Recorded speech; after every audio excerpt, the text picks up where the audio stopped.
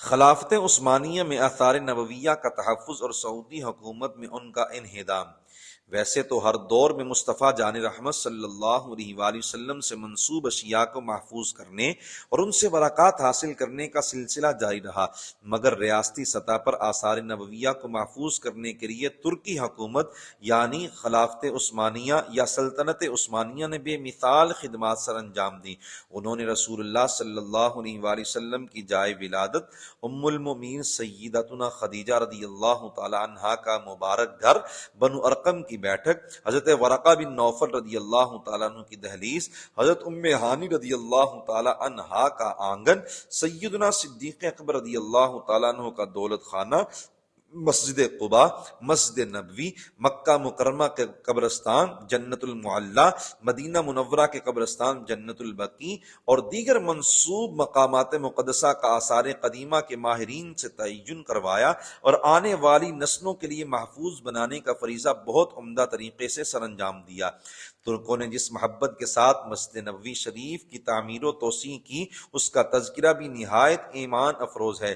خلافت عثمانیہ کے 31ویں بادشاہ سلطان عبد المجید علیہ الرحمہ نے 1265 ہجری 1849 عیسوی میں مسجد نبوی شریف کی تعمیر و توسیع کے لیے ایک عالی شان منصوبہ بنایا اور پورے عالم اسلام میں اعلان کروایا گیا کہ حکومت کو مسجد نبوی کی عظیم الشان تعمیر کے لیے اور اس سے متعلقہ فنون کے ماہرین درکار ہیں۔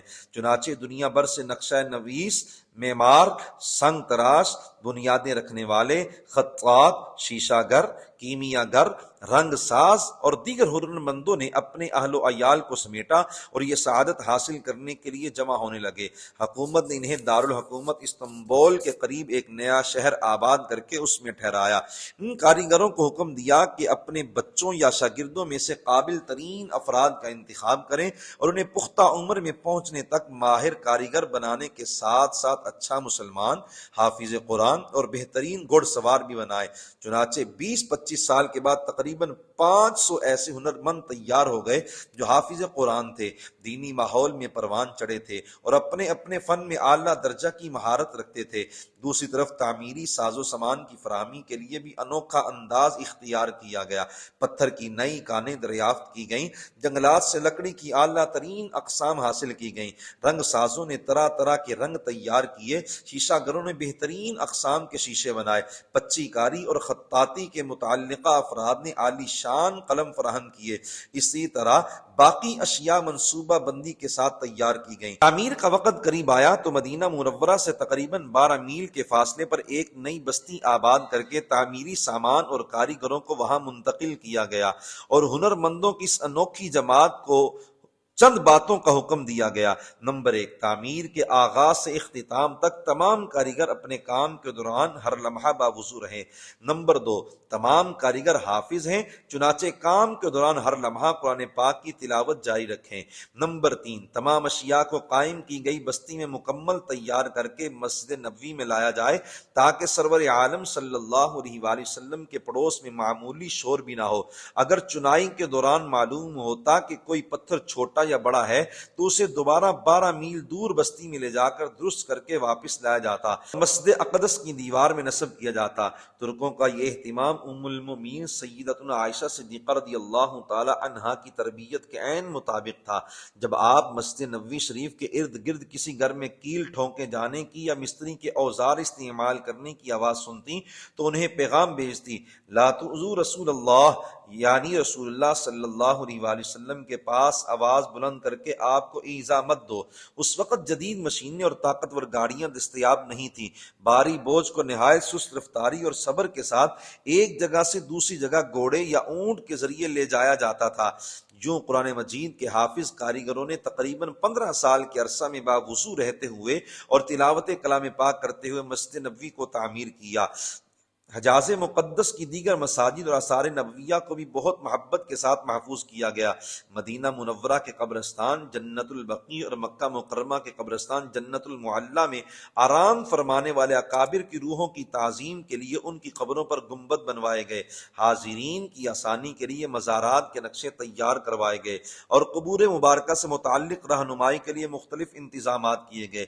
مگر خلافت عثمانیہ کے زوال کے بعد وہ ہوا جس کا تذکرہ کرتے ہوئے دل دہل جاتا ہے۔ سعودی دارالحکومت ریاض جس علاقے میں موجود ہے اسے نجد کہا جاتا ہے۔ نبی غیبداں صلی اللہ علیہ وآلہ وسلم نے خبر دی تھی کہ اس علاقے سے ایک گمراہ فرقہ ظاہر ہوگا۔ 12ویں صدی ہجری کے اختتام 18ویں صدی عیسوی کے وسط میں اس غیبی خبر کی سچائی ظاہر ہوئی اور یہاں سے ایک گمراہ فرقہ پیدا ہوا۔ اس فرقہ کے نظریات میں سے ایک یہ بھی ہے کہ بزرگان دین کے آثار سے تبرک ناجائز، بدعت اور گمراہی ہے۔ نبی کریم صلی اللہ علیہ وآلہ وسلم نے اگرچہ اپنی ظاہری حیات مبارکہ میں بعض مواقع پر اپنی نسبت والی چیزوں سے برکت حاصل کرنے کی اجازت دی تھی، مگر وہ اجازت ایک خاص حکمت کے پیش نظر تھی۔ اب نبی کریم صلی اللہ علیہ وآلہ وسلم کے آثار سے بھی تبرک جائز نہیں۔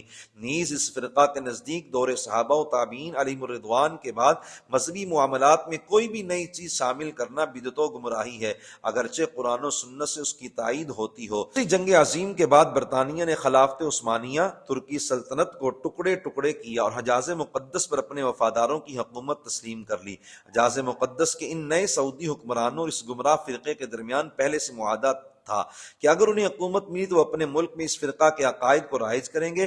چنانچہ اس معاہدے کے مطابق سعودی حکومت نے ریاستی طاقت سے فقط سعودیہ ہی نہیں بلکہ پوری دنیا میں اس فرقے کے نظریات کو فروغ دینے کی کوشش کی اور اس کے لیے بے پناہ سرمایہ صرف کیا۔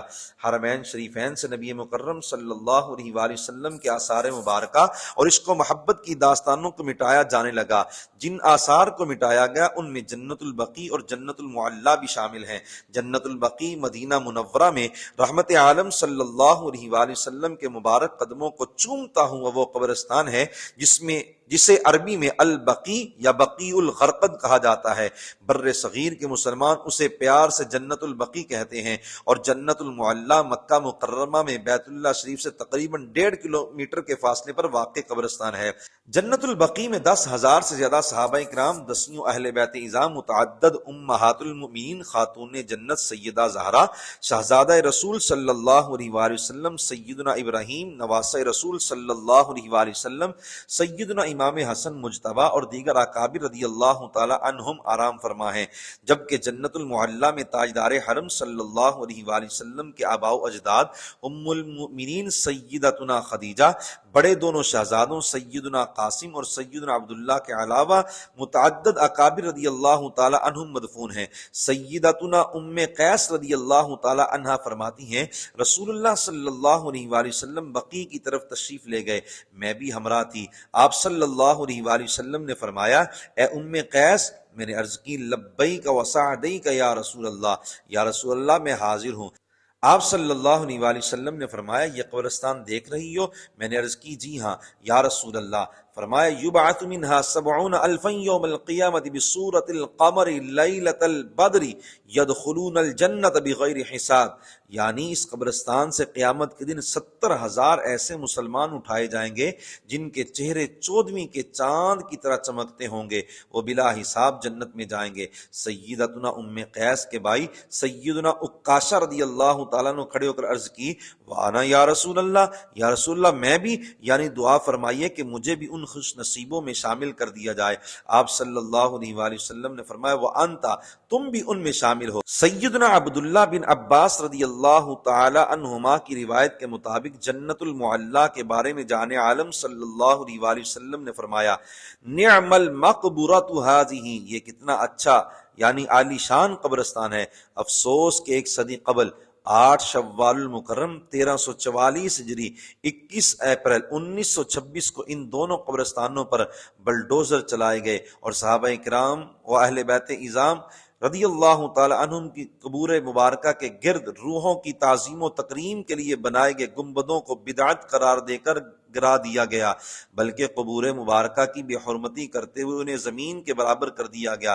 اس وقت ان دونوں قبرستانوں میں اکابر کے مزارات کے اوپر سے گزرنے کے راستے بنے ہوئے ہیں۔ آج اگر کوئی مسلمان ان قبرستانوں میں مدفون اسلام کے محسنین اور آپ صلی اللہ علیہ وآلہ وسلم کے پیاروں کو سلام عرض کرنے کے لیے ان کی قبریں تلاش کرنا چاہے تو اسے کوئی نشانی نہیں ملے گی۔ نیز دیگر آثار نبویہ کو مٹانے کے لیے بھی اقدامات کیے گئے اور تاحال بہرحال یہ سلسلہ جاری ہے۔ سعودی حکومت کو چاہیے کہ خلافت عثمانیہ نے عشق و محبت کے انوکھے انداز میں آثار نبویہ کو جس طرح محفوظ کیا تھا انہیں بحال کیا جائے اور ریالوں کے زور پر گمراہی مسلط کرنے کا سلسلہ بند کیا جائے۔